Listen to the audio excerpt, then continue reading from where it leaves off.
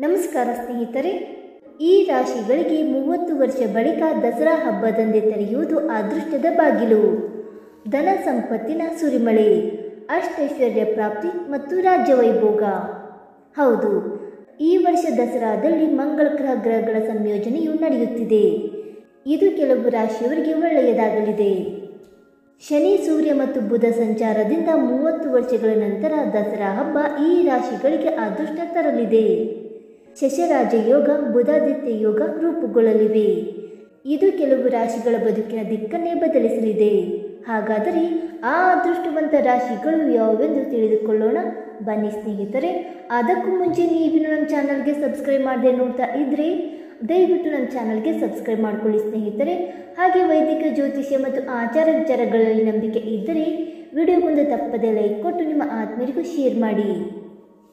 ಮೊದಲನೇದಾಗಿ ವೃಷಭ ರಾಶಿ. ಹೊಸ ಆದಾಯದ ಮೂಲಗಳು ತೆರೆದುಕೊಳ್ಳುತ್ತವೆ. ಕಚೇರಿಯಲ್ಲಿ ನಿಮ್ಮ ಸಹೋದ್ಯೋಗಿಗಳಿಂದ ಸಂಪೂರ್ಣ ಬೆಂಬಲವನ್ನು ನೀವು ಪಡೆಯುತ್ತೀರಿ ಮತ್ತು ವಿದ್ಯಾರ್ಥಿಗಳು ಕೆಲವು ಒಳ್ಳೆಯ ಸುದ್ದಿಗಳನ್ನು ಪಡೆಯಬಹುದು. ಎರಡನೇದಾಗಿ ತುಲಾ ರಾಶಿ. ಆದಾಯವನ್ನು ಹೆಚ್ಚಿಸಲು ಅನೇಕ ಹೊಸ ಮಾರ್ಗಗಳನ್ನು ಕಂಡುಕೊಳ್ಳಬಹುದು ಮತ್ತು ಕುಟುಂಬದಲ್ಲಿ ಸಂತಸದ ವಾತಾವರಣ ಇರುತ್ತದೆ.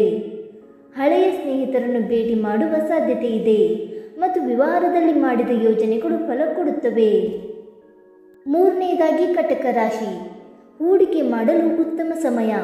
ಹಣದ ವಿಷಯದಲ್ಲಿ ಅದೃಷ್ಟ ನಿಮ್ಮ ಕೈ ಹಿಡಿಯಲಿದೆ.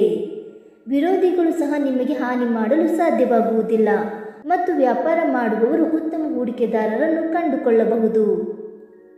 ಸ್ನೇಹಿತರೆ, ಈ ಮಾಹಿತಿ ನಿಮಗೆ ಇಷ್ಟವಾಯ್ತಾ? ಇಷ್ಟವಾಗಿದ್ದರೆ ಈ ವಿಡಿಯೋಗೊಂದು ಲೈಕ್ ಮಾಡಿ, ಶೇರ್ ಮಾಡಿ. ಹಾಗೆ ನಿಮ್ಮ ಅನಿಸಿಕೆ ಮತ್ತು ಅಭಿಪ್ರಾಯಗಳನ್ನು ತಪ್ಪದೆ ಕಮೆಂಟ್ ಮೂಲಕ ತಿಳಿಸಿ ಸ್ನೇಹಿತರೆ. ವಿಡಿಯೋ ನೋಡಿದ್ದಕ್ಕಾಗಿ ಧನ್ಯವಾದಗಳು. Thank you so much.